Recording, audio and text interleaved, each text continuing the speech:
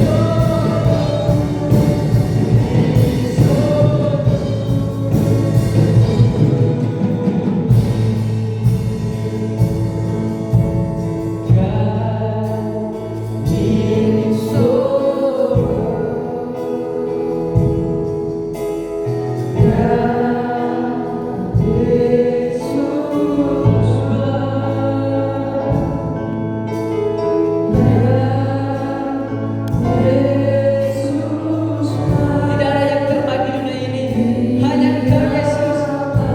Bapak Ibu Saudara saja yang mengatakan, ya Yesus baik.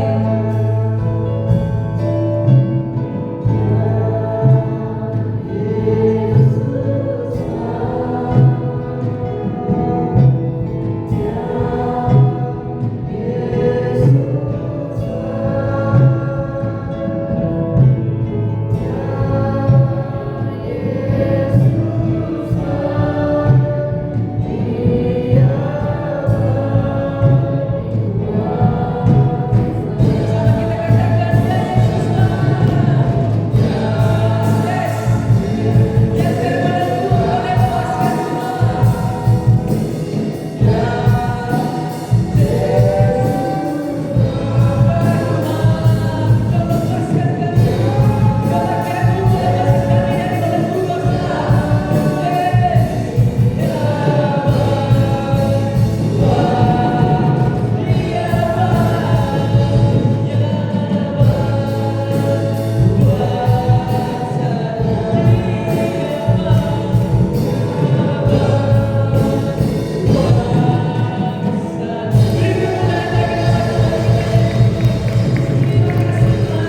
Terima kasih kami sudah dibenarkan oleh Yesus Kristus, yang terbelenggu dibebaskan, yang mati dibangkitkan, yang lemah dikuatkan oleh Yesus.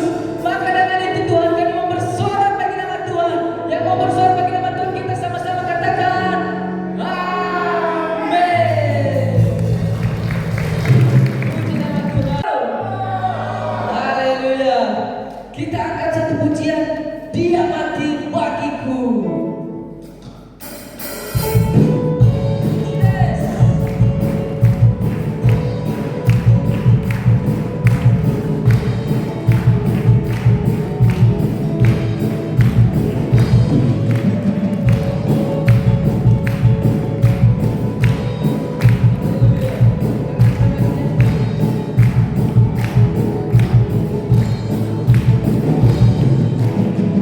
Dia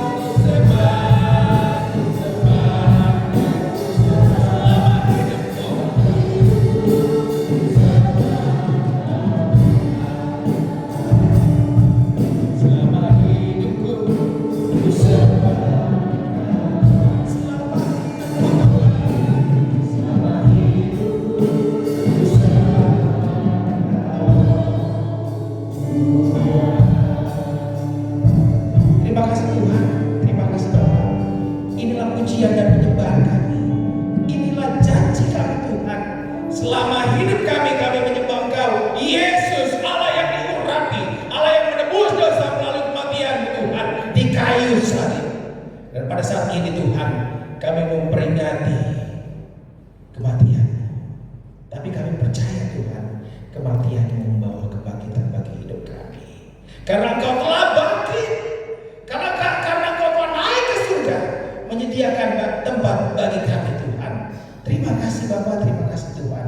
Urapi setiap anak-anak-Mu Tuhan, berkati kami dengan kebenaran firman-Mu Tuhan.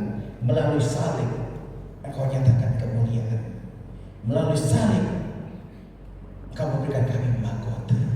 Terima kasih Tuhan, terima kasih Yesus. Pada saat ini kami siap menerima kebenaran firman-Mu. Sekali lagi Engkau urapi kami. Dan pada saat ini kami mau berdoa seperti doa yang Kau ajarkan kepada kami. Mari kita sama-sama katakan, Bapa kami yang di surga, dikuduskanlah nama-Mu. Datanglah kerajaan-Mu, jadilah kehendak-Mu di bumi seperti di surga. Berilah kami pada hari ini makanan kami yang secukupnya, dan ampunilah kami akan kesalahan kami, seperti kami juga mengampuni orang yang bersalah kepada kami. Dan janganlah membawa kami ke dalam pencobaan, tetapi lepaskanlah kami dari yang jahat. Karena Engkau-lah yang punya kerajaan dan kuasa dan kemuliaan sampai selama-lamanya. Amin. Amin. Silakan duduk jemaat yang dikasih Tuhan. Terima kasih Tuhan. Dan pada saat ini tema firman Tuhan, saya akan membagikan sebuah tema no cross no crown. Bisa ditampilkan poin-poinnya. Saya percaya dalam kehidupan kita, dalam kehidupan saudara, kita selalu lihat, itu ada lambang mahkota ya. Oh, mahkotanya kecil, nggak kelihatan ini.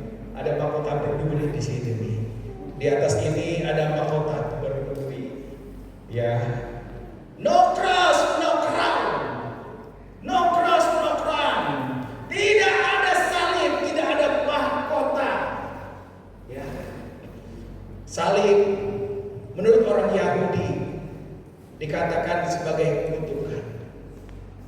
Salib menurut orang Yahudi dikatakan sebagai kutukan. Salib digambarkan sebagai orang Romawi sebagai penyiksaan yang paling dalam atau penghinaan yang paling dalam. Dan salib dalam bahasa Yunani-nya adalah straun.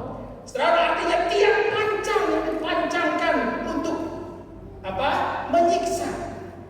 Ya.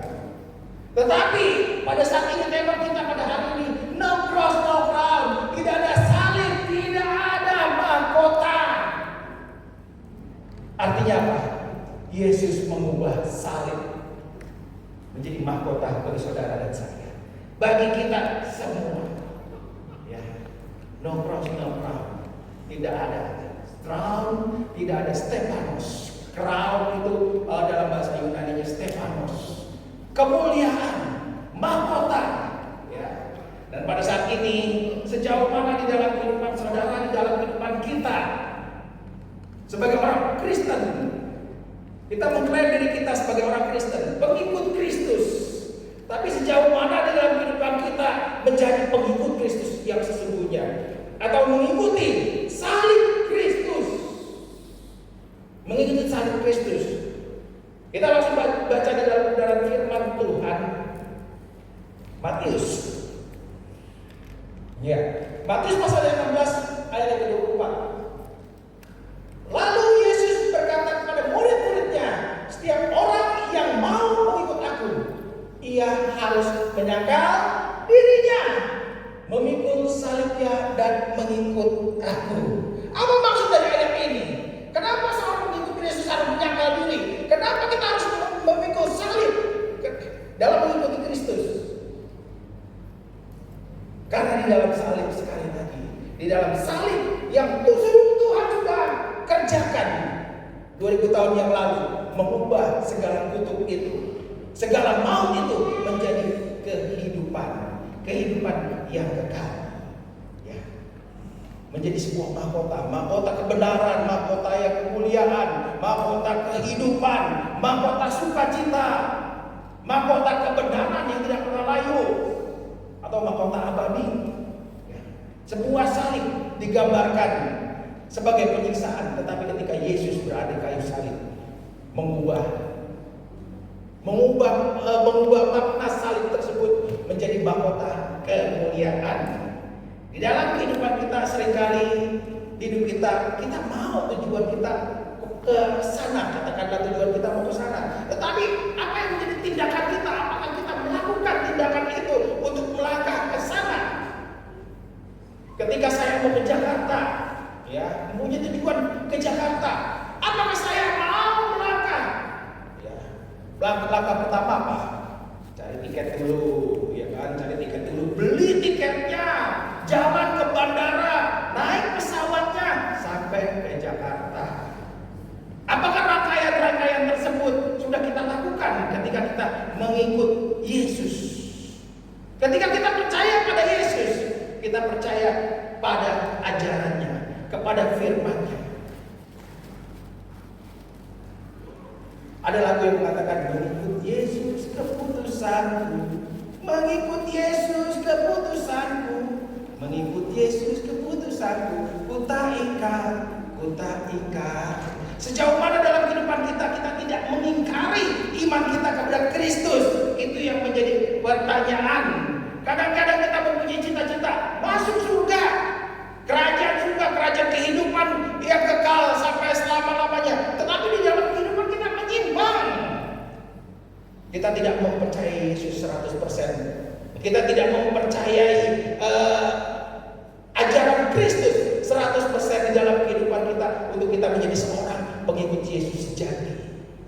Seorang pengikut Yesus sejati, dia punya iman yang mantap. Sekali Yesus tetap Yesus. Itu yang sering kita tekankan di gereja ini. Sekali Yesus tetap Yesus. Sekali Yesus tetap Yesus. Tetapi ketika kita sakit, apa yang kita cari? Apa yang kita cari? Ketika kita sakit, ketika kita ada dalam kesulitan ekonomi, apa yang kita cari? Ya. Ketika kita ada dalam kesakitan, apa yang kita cari? Yang pertama, kita harus cari Yesus. Kita harus cari Yesus, panggil nama Yesus, karena nama Yesus itu nama yang ajaib. Nama Yesus nama yang ajaib. Nama Yesus bukan nama yang memberikan ketakutan.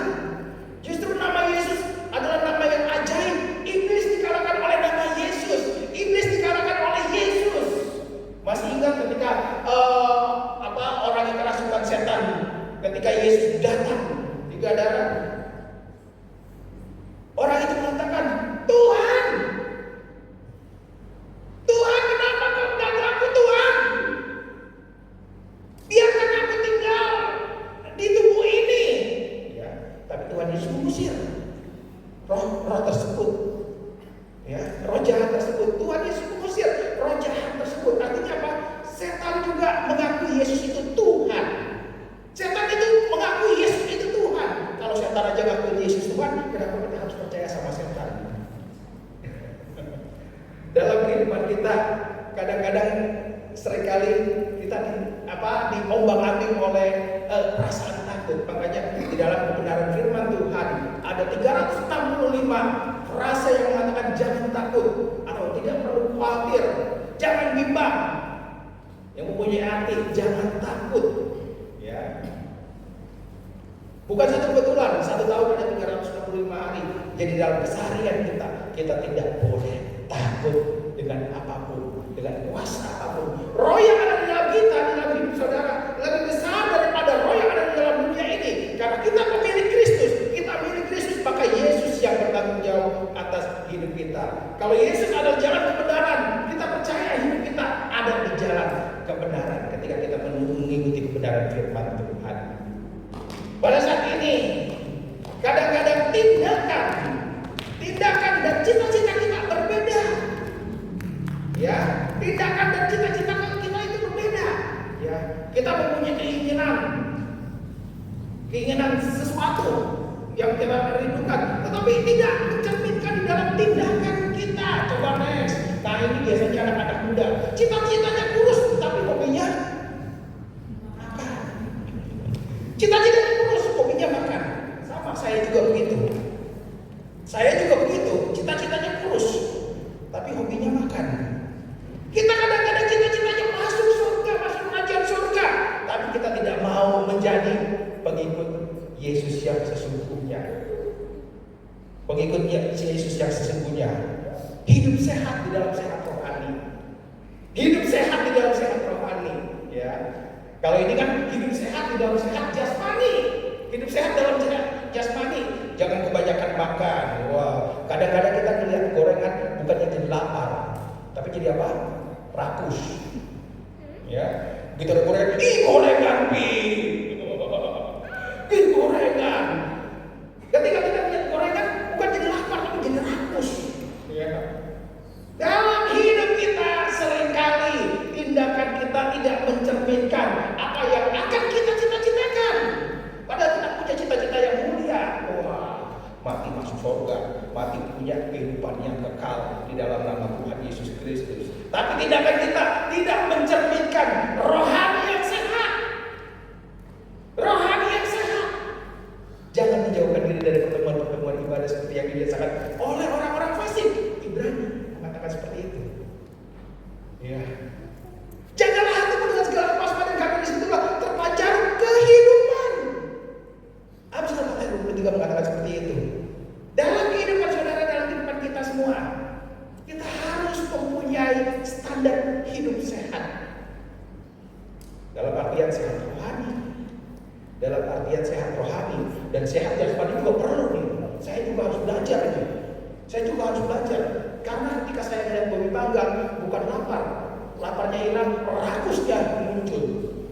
Ya, kadang-kadang dalam kehidupan kita begitu. Ketika kita sudah diberkati, Tuhan, kita malah menjadi tamat. Kita malah menjadi tamat, makin menjadi-jadi. Tadinya rajin ibadah. Hari Minggu masih sibuk. Tapi saya percaya jemaat di sini mempunyai kerinduan yang luar biasa pada Tuhan. Karena apa? Lebih baik satu hari di pelataranmu daripada 1000 hari di tempat lain. Seorang Raja Daud, mengapa dia dikatakan menjadi orang yang dikasih Tuhan? Artinya yang dikasihi. Karena dia mempunyai pasmur-pasmur yang begitu indah, yang menyenangkan hati Tuhan. Lebih baik satu hari di pelataranmu daripada 1000 hari di tempat lain. Ya. Seorang Nabi Daniel, bukan Daniel yang ini, ya, tapi Nabi Daniel, dia mempunyai waktu khusus di dalam berdoa. Dan kita harus mengikuti teladan. Sejauh mana dalam kehidupan saudara mempunyai waktu khusus untuk kita bersaat teduh, untuk berdoa? Ya. Sejauh mana di dalam kehidupan kita ketika masalah itu datang, masalah itu menimpa di dalam kehidupan saudara, kita menjadi seorang Kristen yang benar-benar menjadi pengikut Kristus. Orang Kristen yang mengikut Kristus, dia akan menyangkal diri. Dia mau memikul salib. Ya. Dia mau memikul salib. Dia mau memikul salib. Ada duri di mataku. Ya, aku sudah menyembuhkan banyak orang, tapi ada duri di mataku. Paulus berkata seperti itu. Dia berdoa orang-orang sembuh, tapi di dirinya sendiri ada duri di dalam dagingku. Tapi dalam terjemahan bebas atau dalam penafsiran lain ada duri di dalam mataku. Dia berdoa menyembuhkan orang, tetapi dirinya sendiri ada duri. Biar kemuliaan Tuhan dinyatakan dalam kehidupanku. Aku tetap mengingat. Aku mengingat siapa diriku. Aku perlu Tuhan. Penyangkalan diri. Ya. Penyangkalan diri di dalam kehidupan kita. Kalau Yesus sudah menyangkal diri di kayu salib. Yesus sudah menyangkal diri di kayu salib. Harusnya salib itu kita yang terima. Harusnya orang mengira dia terkutuk di atas kayu salib. Padahal melalui salib itu dosa umat manusia diserah. Dosa umat manusia diserah. Setiap orang yang percaya di dalam nama Tuhan Yesus, dia akan mendapat kehidupan yang baru. Ya, pada saat ini kita mau belajar dari seorang tokoh utama, yaitu Yesus Kristus. Bagaimana Yesus Kristus? Ia seorang Tuhan, ia seorang guru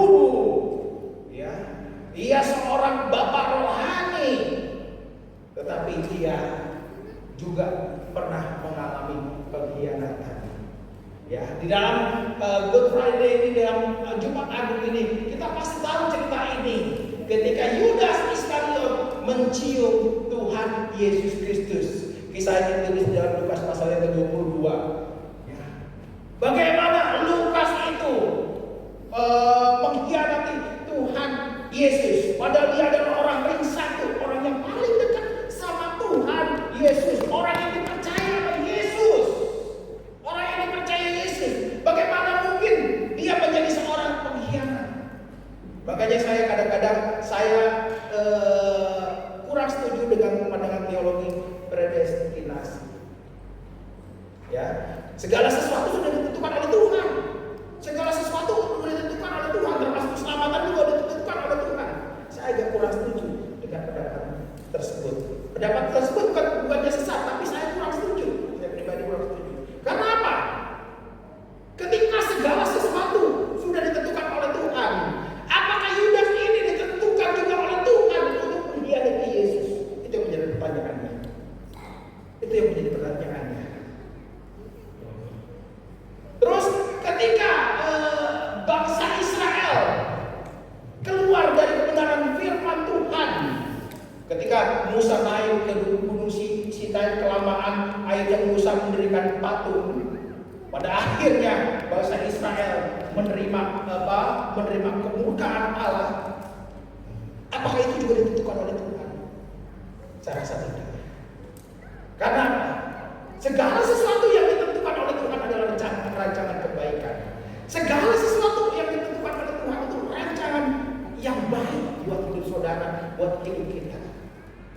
Dan ketika Tuhan menciptakan apa? Tuhan menciptakan manusia. Ketika manusia jatuh dalam dosa pertama kali, apakah sudah ditentukan manusia itu jatuh dalam dosa? Saya kira tidak. Karena apa? Tuhan tahu manusia akan jatuh dalam dosa, tahu, tapi tidak ditentukan oleh manusia, tidak ditentukan oleh Tuhan. Karena apa? Tuhan telah memperingatkan manusia, segala sesuatu yang ada di segala buah-buahan yang ada di taman ini boleh engkau makan, tetapi ada satu yang tidak boleh engkau makan, apa? Buah pengetahuan yang baik dan yang jahat. Itu penentuan Tuhan. Itu penentuan Tuhan. Karena apa? Karena pada saat engkau memakannya, engkau pasti akan mati.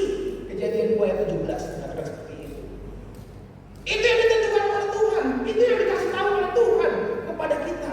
Tetapi apa yang ditentukan oleh manusia? Manusia kurang puas. Dan Tuhan pun memberikan kepada manusia itu free will atau kehendak bebasnya. Kehendak bebasnya. Kehendak bebasnya. Sejauh mana kehendak kita menggunakan kehendak bebasnya itu untuk memuliakan nama Tuhan. Itu yang menjadi pertanyaan. Jadi dalam konteks ini, konteks Yudas ini, kita melihat ketika Yudas dikuasai oleh roh jahat, dia menjual Yesus dengan apa? 30 keping perak. Dia menjual Yesus dengan 30 keping perak. Maksud Yudas adalah dia percaya Yesus itu maha kuasa. Dia percaya Yesus maha kuasa karena sudah berkali-kali Yesus mengadakan mujizat, mengadakan berbagai macam mujizat. Pasti kali ini juga Tuhan akan mengadakan mujizat yang spektakuler. Ya. Tapi anak manusia datang untuk disalibkan.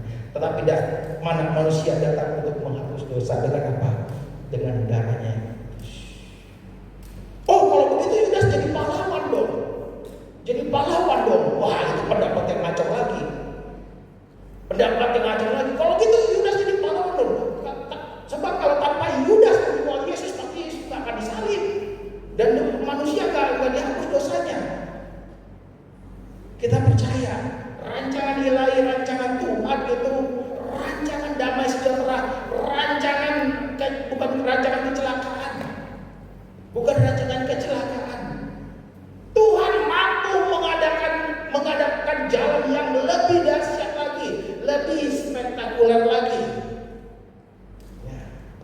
Tapi kita tahu Yesus hadir di dunia ini pun, ketika dia datang ke dunia ini, dia sudah menyangkal. Ketika dia lahir ke dalam dunia ini, dia sudah menyangkal bahwa dirinya adalah Sang Firman.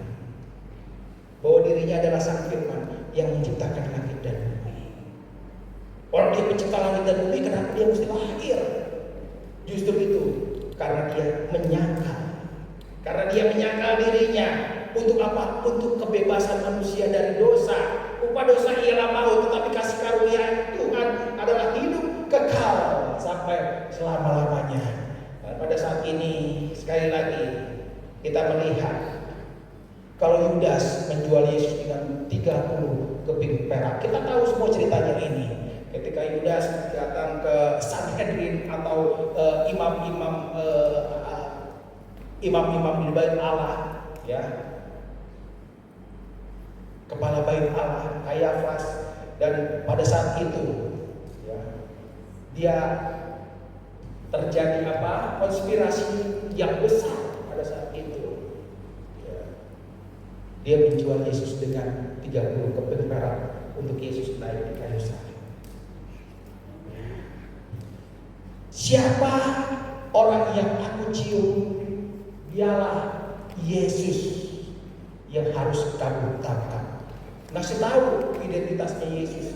Identitasnya Yesus adalah identitas yang dia cium. Akhirnya pada saat di Getsemani, dia berjumpa dengan Yesus, dia cium Yesus, dan seketika itu juga prajurit itu menangkap Yesus. Prajurit itu menangkap Yesus. Ya. Ada juga orang-orang dari mahkamah agama menangkap Yesus. Dan pada kesempatan itu juga apa yang terjadi? Ya, Petrus langsung sikat memotong telinganya. Wah, tapi apa yang terjadi? Yesus malah marah. Apakah kamu kira aku gak sanggup mendatangkan malaikat untuk menolong aku? Kenapa kamu potong telinga orang ini? Akhirnya telinganya itu dipungut dari tanah, ditempelkan kembali dan sembuh. Yesus pada saat kejahatan datang di dalam dirinya, dia tetap melakukan kebaikan. Dia tetap melakukan kebaikan. Ya. Penyangkalan diri, dia tetap melakukan kebaikan. Ya. Melakukan kebaikan. Bahkan Petrus ditegur, apakah kamu kira aku gak sanggup mendatangkan malaikat untuk menolong aku? Akhirnya, singkat cerita, Yesus ditangkap, Yesus dihakimi, diadili. Ketika melihat Yesus disiksa, ya, Yudas merasa menyesali apa yang telah terjadi di dalam hidupnya, di dalam dirinya. Yudas menyesal. Akhirnya dia datang ke bait Allah, mengembalikan uang yang 30 keping perak itu, dan imam-imam mengatakan itu bukan tanggung jawabku. Akhirnya dilemparin semua uang-uang di bait Allah, dan akhirnya uang-uang itu digunakan untuk membeli sebuah tanah yang pada akhirnya disebut tanah darah atau Hakal Dana, di mana Yudas pun mati di tempat itu dengan cara bunuh diri, dengan cara gantung diri, dan pada akhirnya dia jatuh ke tanah sampai perutnya terbuka, ya, sampai perutnya terbuka, dan tanah tersebut disebut Hakal Dana atau tanah berdarah. Jadi Yudas bukan ditentukan, tetapi oleh kehendak ego pribadinya, kehendak bebasnya. Dia percaya pasti Yesus punya kuasa, pasti Yesus bisa melepaskan dari segala tuduhan ini. Nah, tapi di samping itu dia juga punya motivasi yang berbeda. Ya. Dan pada saat ini, sekali lagi, kalau kita melihat pengkhianatannya Yudas punya visi. Seorang Mesias itu harus bisa membebaskan bangsanya dari penjajahan Romawi pada saat itu.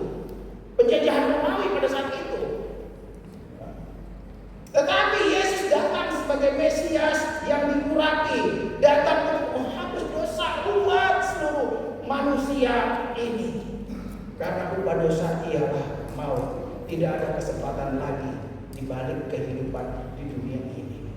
Yesus punya rancangan yang lebih besar untuk melepaskan manusia dari dosa. Tapi Yudas pikiran kecil, cuma melepaskan dari penjajahan Romawi aja. Makanya terbatas pikiran Yudas. Dan akhirnya Yudas menerima konsekuensinya. Sebetulnya ketika saat itu Yudas mau datang dan bertobat, pasti Yesus mengampuni. Pasti Yesus mengampuni. Ya, ketika dia mau datang dan bertobat. Seperti Petrus sudah menyangkal 3 kali, tapi dia datang dan bertobat. Maka Yesus mengatakan, aku akan mendirikan jemaatku di atas batu karang yang teguh. Saat ini namamu disebut batu karang yang teguh. Ya. Petrus, nama yang Tuhan berikan, jadi batu karang yang teguh. Benar-benar dia pada akhirnya mendirikan jemaat-jemaat Tuhan di gereja mula-mula, mendirikan jemaat-jemaat Tuhan. Bahkan ketika dia mati, dia mengatakan, saya gak pantas, gak layak untuk mati dengan kepala di atas ketika disalib. Saya minta penyaliban saya dilakukan, kepala saya di bawah. Ya. Jadi salib itu sebetulnya, lambang salib itu sudah ada sejak 6 abad sebelum Masehi. Pada zaman Pitagoras udah ada. Ya. Salib bagi orang Yunani itu lambang keseimbangan sebetulnya. Keseimbangan air, api, bumi, ya, dan langit, keseimbangan. Makanya salibnya orang Yunani itu salibnya palangnya sama semua, ukurannya, ya, kayak salib ambulan, salib rumah sakit, salib puskesmas tuh, ya, ada palang begitu, sama ukurannya. Itu salibnya orang Yunani, ya, lambang keseimbangan. Tetapi makna di dalam kekristenan, salib ini adalah salib, gambar salib. Ada 2 garis, horizontal dan vertikal. Ya. Horizontal dan vertikal. Di tengah-tengah ini ada satu titik. Ada satu titik di mana garis vertikal ini menancap ke bumi dan di sini ketemu titik yang memisahkan atau yang mematahkan garis horizontal. Apa? Untuk apa? Untuk manusia menerima anugerah kasih ilahi yang harusnya dikubur, yang harusnya mati, tetapi mendapatkan kasih karunia ilahi oleh karena salib yang dipanjangkan di bumi ini. Ya. Pada saat ini kita tahu Yesus telah melakukan segala perkara bagi dunia ini. Kita tahu bukan satu kebetulan kita mengenal Yesus, tapi ada panggilan khusus bagi Yusuf saya, bagi saudara dan saya, bagi kita semua yang ada di sini. Saya nggak pernah terpikir berapa tahun yang lalu tiba-tiba ada di Bangka bisa ketemu saudara semua. Wah, saat ini bisa lihat Ano, bisa lihat siapa lagi, bisa lihat Apin, Binjung. Nah. Yang jadi jemaat pertama kali yang saya baptis di sini Apin waktu itu. Ya, kemudian Apin, Binjung, Atta juga termasuk waktu itu. Atta, ya, ada 8 orang, Ajun. Kalau sampai saat ini tetap setia karena ada panggilan ilahi dalam kehidupan jemaat Tuhan. Demikian juga dalam kehidupan saudara. Kalau saat ini saudara mau setia kepada Tuhan untuk menyangkal diri, memikul salib. Mungkin pada saat ini saudara, oh saya jadi Kristen kok saya malah dihina, saya malah dilecehkan, saya malah dijauhi, malah disingkirkan, malah digeser. Jangan takut. Jangan takut. Yesus adalah pembela saudara yang ajaib. Yesus adalah pembela saudara yang ajaib. Makanya saya nggak banyak mikir lah kalau namanya pelayanan itu, nggak terlalu banyak mikir lah. Ya, benar firman Tuhan mengatakan jagalah hatimu dengan segala kewaspadaan karena dari situlah terpancar kehidupan. Saya pelayanan di sini sudah 10 tahun. Saya pelayanan di sini sudah 10 tahun. Kenapa saya bisa Saya mau menjaga hati saya. Karena semua karangan buah Tuhan di dalam kehidupan saya, sehingga saya boleh Tuhan izinkan melayani di tempat ini. Kalau saya jadi hamba Tuhan, jadi pendeta, karena berkat Tuhan. Jadi saya nggak mau mengecilkan berkat Tuhan ini hanya karena omongan-omongan orang-orang di luar. Ya. Yang pasti saya harus memastikan diri, saya harus melakukan yang terbaik untuk kemuliaan Tuhan. Mungkin di luar ada omongan-omongan macam-macam. Yesus aja diludahin. Yesus aja diludahin, Yesus aja dihianatin, Yesus aja dimaki-maki, Yesus aja dicambuk, disalib. Emang lu siapa? Kalau saya saat merenung sendiri, Tuhan, saya sudah 10 tahun melayani Tuhan di tempat ini. Terima kasih Tuhan buat anugerah Tuhan. Dan firman Tuhan juga mengatakan apa? Biarlah besi menajamkan besi, biarkan manusia menajamkan sesama. Ya. Jadi apapun terjadi dalam kehidupan saya, mungkin ada omongan, mungkin ada apapun hambatan di dalam pelayanan, ada usaha yang menghambat pelayanan di tempat ini. Saya percaya Tuhan yang akan menjadi pembela saya. Makanya jagalah hatimu dengan segala kewaspadaan, karena di situ terpancar kehidupan orang yang tenang adalah orang yang bebas dari masalah. Karena dia tahu persis ada pembelaan Tuhan yang hadir dalam kehidupannya. Kalau Yesus dihina, dicaci, dimaki, dicambuk, bahkan dia pada akhirnya mati, emang kamu siapa? Kamu kok protes? Tuhan, saya sudah melayani Tuhan. Tuhan, saya sudah dibaptis, saya ikut Tuhan. Kok saya masih begini juga Tuhan? Emang kamu siapa? Tuhan bilang begitu. Aku aja disalib. Aku aja dicambuk. Untuk apa? Untuk menebus dosa kamu loh. Untuk menebus dosa kamu. Ya. Aku aja dihina, dikhianati. Saat ini jemaat yang dikasih Tuhan, kita harus tahu persis Tuhan datang buat saudara. Kita baca ayat yang selanjutnya dalam Wahyu. Nah, Wahyu pasal 5 ayat 11 sampai 13. Maka aku melihat dan mendengar suara banyak malaikat sekeliling tata, makhluk-makhluk dan tua-tua itu. Jumlah mereka berlaksa-laksa dan beribu-ribu laksa. Katanya dengan suara nyaring, anak domba yang disembelih itu layak untuk menerima kuasa. Artinya Yesus yang mati di kayu salib layak untuk menerima kuasa dan kekayaan dan hikmat dan kekuatan dan hormat dan kemuliaan dan puji-pujian. Ayat selanjutnya. Dan aku mendengar semua makhluk yang di surga dan yang di bumi dan yang di bawah bumi dan yang di laut dan semua yang ada di dalamnya berkata, bagi Dia, bagi Yesus yang duduk di atas tahta dan bagi anak domba adalah puji-pujian dan hormat dan kemuliaan dan kuasa sampai selama-lamanya. Hanya bagi Yesus hormat dan kuasa, puji-pujian kita sampaikan kepada-Nya. Bukan kepada diri kita, bukan kepada pribadi kita. Nah, siapa kita? Daud seorang raja mengatakan, kita ini seperti ular. Kita ini seperti ular. Padahal dia seorang raja, ya. Tapi pada saat ini, kalau kita tahu bahwa Yesus yang memegang kuasa, yang punya tata, yang punya kehormatan, kemuliaan dan kuasa sampai selama-lamanya, sejauh mana kita menjadi pengikut Yesus yang sehat?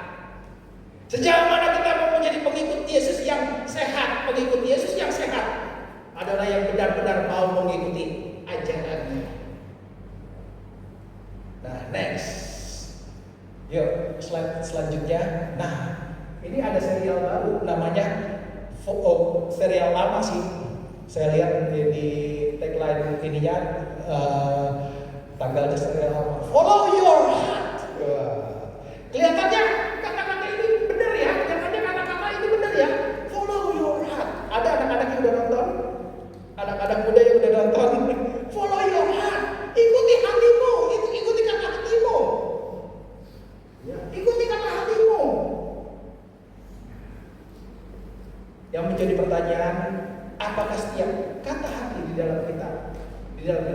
adalah kebenaran.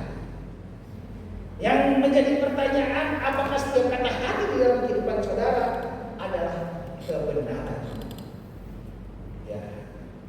Kalau setiap kata hati di dalam kehidupan kita adalah kebenaran, nggak ada yang namanya manusia jatuh dalam dosa. Karena Hawa juga mempunyai kebenarannya sendiri, si Adam juga mempunyai kebenarannya sendiri. Kadang-kadang di dalam diri kita juga mempunyai kebenarannya sendiri, sehingga kita kebal dari namanya firman. Kita nggak mau dengerin firman lagi karena kita punya kebenarannya sendiri. Follow your heart. Ya, tetapi Yesus berkata apa? Next. Yesus said, follow me. Ikutlah aku. Karena apa? Firman Tuhan mengatakan, akulah jalan kebenaran dan hidup. Tidak ada seorang pun sampai kepada Bapa tanpa melalui aku. Ketika kita mengikuti Yesus, mengikuti ajarannya, mengikuti penyembahannya, ibadah kita di dalam nama Tuhan Yesus, adalah kebenaran yang sejati. Adalah kebenaran yang sejati. Ketika kita sakit, panggil Yesus. Yesus itu namanya ajaib. Ketika kita ada dalam keadaan yang mungkin tidak memungkinkan di dalam kehidupan kita, panggil nama Yesus. Yesus, tolong saya. Yesus akan memberikan kekuatan di dalam kehidupan saudara untuk saudara melangkah pada next level, pada level-level selanjutnya untuk saudara menjadi naik pada next level yang lebih tinggi lagi. Pada saat ini, Yesus adalah jalan kebenaran. Sejauh mana di dalam kehidupan kita mengakui pribadi Yesus yang adalah jalan kebenaran. Ketika kita mengakui Yesus adalah jalan kebenaran dalam kehidupan kita, saya percaya kita ini akan semakin merasa bukan apa-apa, bukan siapa-siapa. Makanya ketika saya merenungkan kebenaran firman Tuhan, semakin saya belajar firman Tuhan, semakin mengerti firman Tuhan, semakin banyak dosa-dosa yang Tuhan singkapkan di dalam kehidupan saya pribadi. Semakin kita mengerti firman Tuhan, bukan semakin kita suci, bukan berarti kita semakin kudus, bukan. Semakin kita banyak baca banyak firman Tuhan, kita semakin rohani pada top level, bukan. Harusnya semakin mengerti kebenaran firman Tuhan, kita harus mengerti, menyadari bahwa kita adalah orang-orang yang kotor, tetapi dikuduskan oleh darah Kristus. Hanya kasih karunia Tuhan, hanya kasih karunia Kristus yang hadir dalam kehidupan saya. Dan kita lihat next slide-nya. Kita melihat dari kehidupan Yudas, kembali pada tokoh Yudas tadi. Yudas tadi mempunyai kebenarannya sendiri. Kalau saya jual Yesus dengan 30 keping perak, saya percaya Yesus pun tidak mampu membebaskan diri dari tuduhan-tuduhan. Saya dapat untung, Yesus bebas. Tetapi apa yang terjadi? Jalan Tuhan tidak begitu. Ya, Yudas menjual salib bagi Yesus dengan 30 keping perak, dan dia kehilangan mahkota kehidupan. Tapi kita melihat ketika Yesus membelung salib itu, Yesus mendapatkan mahkota kemuliaan dan mahkota kehormatan. Ibrani 2 ayat 9. Yesus mendapat mahkota kemuliaan. Tetapi dia yang untuk waktu yang singkat dibuat sedikit lebih rendah daripada malaikat-malaikat, yaitu Yesus. Kita lihat yang oleh karena penderitaan maut dimahkotai dengan kemuliaan dan hormat, supaya oleh kasih karunia Allah ia mengalami maut bagi semua manusia. Jadi Yesus mati hanya satu kali. Tidak ada Yesus mati kedua kali. Enggak. Yesus mati hanya satu kali. Untuk saudara dan saya. Bagi setiap kita yang percaya. Bagi kita yang menerima Yesus dengan sungguh-sungguh, kita akan memperoleh anugerah kehidupan yang kekal. Kita akan memperoleh kehidupan yang kekal. Tujuan kita bukan tujuan di dunia ini. Di balik kematian ada kehidupan yang kekal. Hidup bagi keluarga Kristus, mati adalah keuntungan. Karena apa? Di balik kematian ada kehidupan yang kekal ketika kita mempunyai nama Yesus di dalam kehidupan saudara dan saya. Dan pada akhirnya yang menjadi konklusi atau yang menjadi kesimpulan dalam firman Tuhan hari ini adalah kita lihat salib adalah satu tindakan kesetiaan. Salib adalah satu tindakan kesetiaan. Yesus tetap setia memenuhi panggilan. Seandainya cawan ini boleh berlalu daripadaku, biarlah berlalu. Tetapi kalau tidak, biarlah itu tetap terjadi dalam kehidupanku. Tindakan kesetiaan. Salib adalah tindakan kesetiaan. Salib adalah kemuliaan dan kehormatan. Jadi ketika saudara menggunakan kalung salib itu bukan berarti kalung penyiksaan atau aksesoris biasa, tetapi adalah kemuliaan dan kehormatan. Kita mengakui Yesus yang punya kuasa, kehormatan dan kemuliaan. Jadi dan yang terakhir, salib adalah kuasa pengampunan ilahi. Ya, Yesus is the true God. Yesus adalah Tuhan yang sesungguhnya. Yesus adalah Tuhan yang benar. Ketika kita percaya Yesus, Dia adalah jalan kebenaran. Tidak salah kita memilih Yesus. Dan kalau hari ini ada nama Yesus dipermuliakan di atas dosa besar, bukan satu kebetulan. Karena ada kasih Yesus buat saudara dan saya, untuk kita boleh menerima, untuk mengenal lebih jauh lagi, untuk menjadi pengikut Yesus yang sehat. Pengikut yang Yesus yang sehat, kita akan mau menyangkal diri kita. Kita mau menyangkal kita memikul salib. Kita akan setia pada panggilan ilahi. Kita akan setia pada panggilan ilahi. Kadang-kadang yang namanya kesetiaan itu luntur seiring dengan perjalanan waktu. Tapi saya berdoa, Tuhan tolong setelah perjalanan saya 10 tahun, sejauh ini 10 tahun di dusun besaran ini, Tuhan berikan kekuatan, Tuhan berikan kesetiaan, Tuhan berikan kemampuan. Apapun boleh terjadi, bahkan bisikan-bisikan di luar apapun boleh saya dengar, yang mampu, yang mau melemahkan saya, tetapi saya mau belajar tetap setia. Saya mau belajar tetap setia, menjadi pelayanmu yang sungguh-sungguh. Karena ketika saya merenungkan firman Tuhan ini, ketika Yesus disalib, ketika saya melihat videonya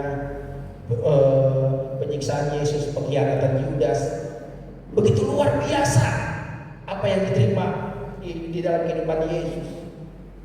Kembali lagi kepada saya, bertanya kepada saya, emang siapa kamu?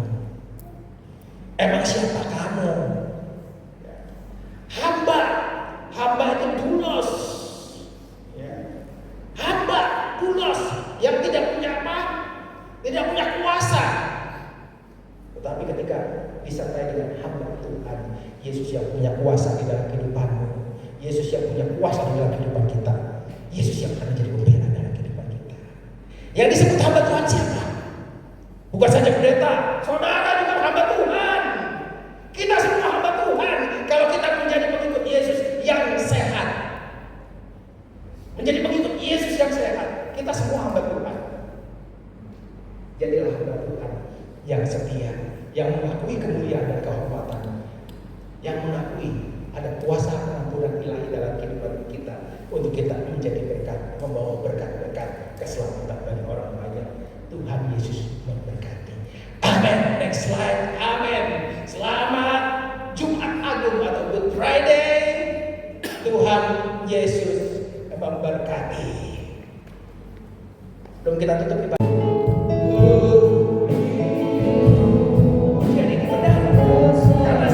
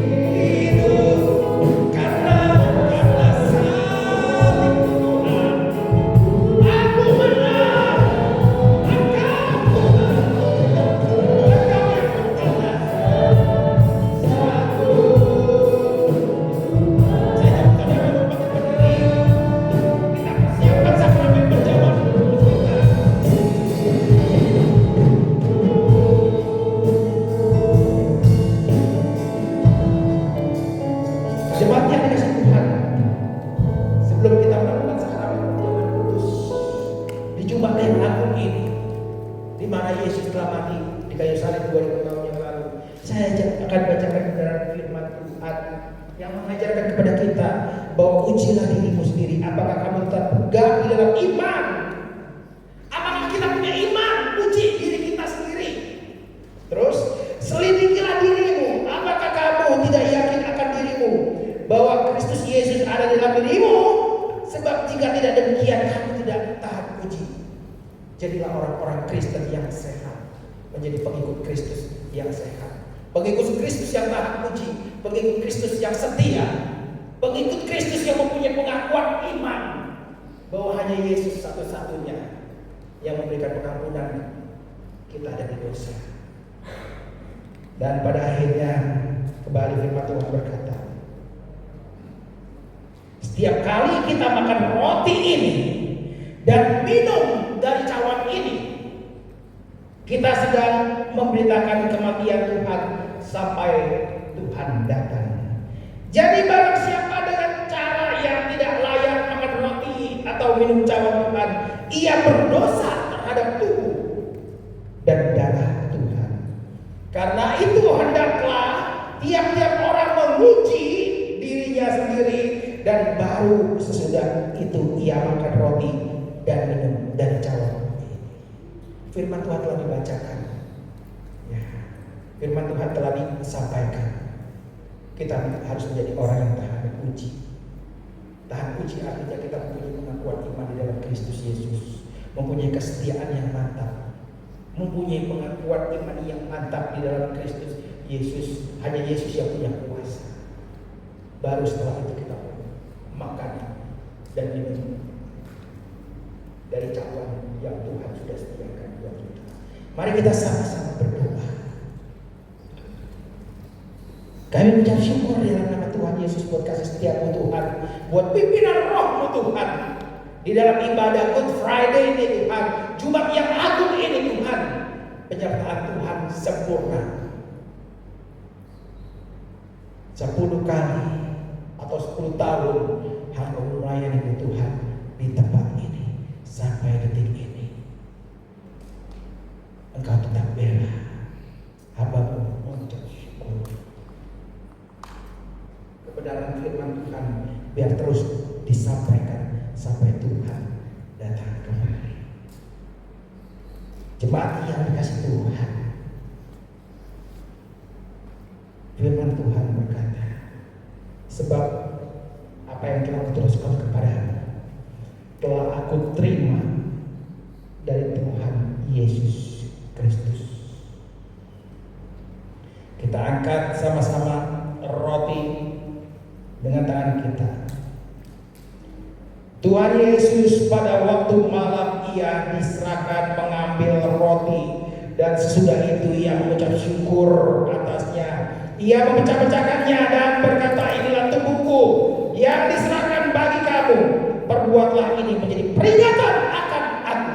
Di dalam nama Tuhan Yesus kita makan dengan iman dan ucapan syukur.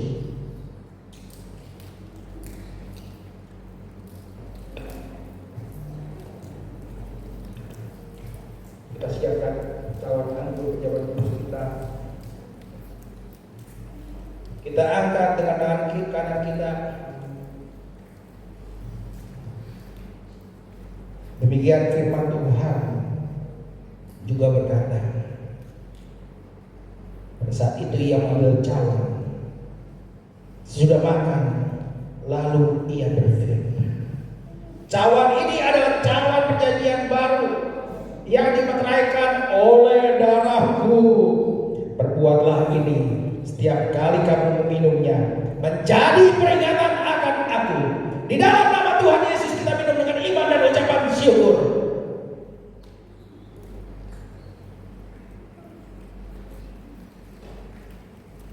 Haleluya, haleluya. Karena salibmu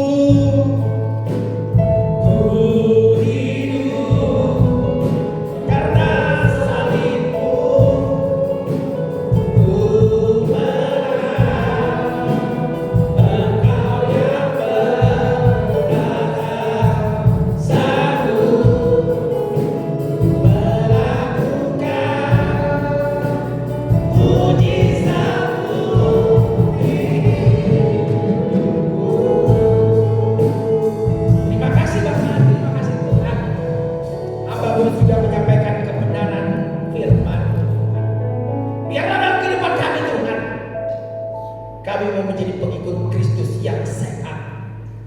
pengikut Kristus yang mau menyangkal diri, pengikut Yesus yang setia dan taat, pengikut Yesus yang sanggup melangkah karena kekuatan ilahi, pengikut Yesus yang mengakui Tuhan di dalam segala lakukan. Terima kasih Tuhan, terima kasih Bapak. Kami sudah melakukan perjamuan kudus. Kami percaya mujizat terjadi. Kami percaya sakit Tuhan sembuhkan. Yang lemah Tuhan berikan kekuatan. Yang beban berat Engkau berikan kelegaan dalam kehidupan kami. Kami percaya kuasa-Mu tetap sama dari dulu, sekarang, dan sampai selama-lamanya. Ada mujizat ilahi di dalam setiap gereja-Mu yang menanti-nantikan Tuhan. Terima kasih Tuhan. Terima kasih Bapak. Ampuni Tuhan segala kekurangan kami. Kuduskan hati kami, sucikan hati kami. Selanjutnya hamba-Mu serahkan seluruh jemaat-Mu di dalam tangan-Mu Tuhan, di dalam tangan kasih-Mu Tuhan. Seberapa yang hadir pada saat ini, kami percaya kami sudah menerima berkat ilahi. Kami berdoa juga Tuhan buat jemaat-jemaat yang hadir, yang pada saat ini tidak hadir atau berhalangan hadir, atau bahkan yang menjauhkan diri daripada-Mu Tuhan. Di dalam nama Tuhan Yesus, Engkau jamah dengan kasih-Mu Tuhan. Kasih ilahi tidak pernah berhenti sampai Tuhan datang kembali. Nyatakan panggilan ilahi di dalam kehidupan jemaat-jemaat Tuhan. Terima kasih Tuhan, terima kasih Bapak. Kami percaya gereja ini boleh berdiri karena berkat Tuhan, karena anugerah Tuhan, karena kasih Tuhan. Dan gereja ini Tuhan kami diberkati. Dan kami percaya karya Tuhan tidak sia-sia atas gereja ini Tuhan. Akan banyak jiwa-jiwa dimenangkan bagi kemuliaan Allah Bapa. Akan banyak penyataan ilahi yang Tuhan nyatakan bagi gereja-Mu di tempat ini. Pembelaan Tuhan bagi hamba-Mu Tuhan. Kau nyatakan. Terima kasih Tuhan. Terima kasih Bapak.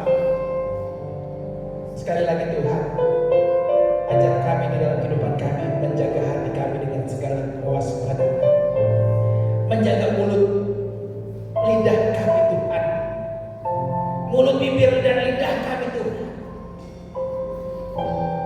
Engkau jamah kami Tuhan, untuk kami tidak menyakiti Engkau. Engkau jaga tindakan-tindakan kami Tuhan. Kalau ada tindakan-tindakan yang menyimpang dari kebenaran firman-Mu Tuhan, ampuni kami Tuhan. Kau kuduskan kami Tuhan. Nyatakan kasih ilahi dalam kehidupan kami Tuhan. Terima kasih Bapa. Terima kasih Tuhan. Hari ini kami telah memperingati Jumat yang agung, Good Friday. God is the truth. In the name of Jesus. Yesus nama yang benar karena Dia menyatakan kebenaran dan kehidupan. Pada akhirnya kami akan meninggalkan tempat ini. Jemaat yang dikasih Tuhan, kita siapkan hati dan pikiran kita menerima berkat ilahi. Jemaat yang dikasih Tuhan, pada akhirnya Tuhan memberkati engkau dan melindungi engkau. Tuhan menyinari engkau dengan wajah-Nya dan memberi engkau kasih karunia. Tuhan menghadapkan wajah-Nya kepadamu dan memberi engkau damai sejahtera.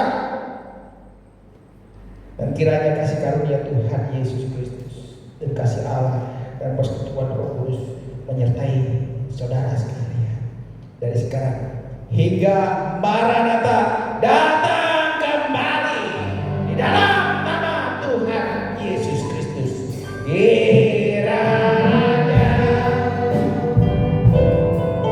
Engkau memberkati aku, melimpahkan jangan berdoa.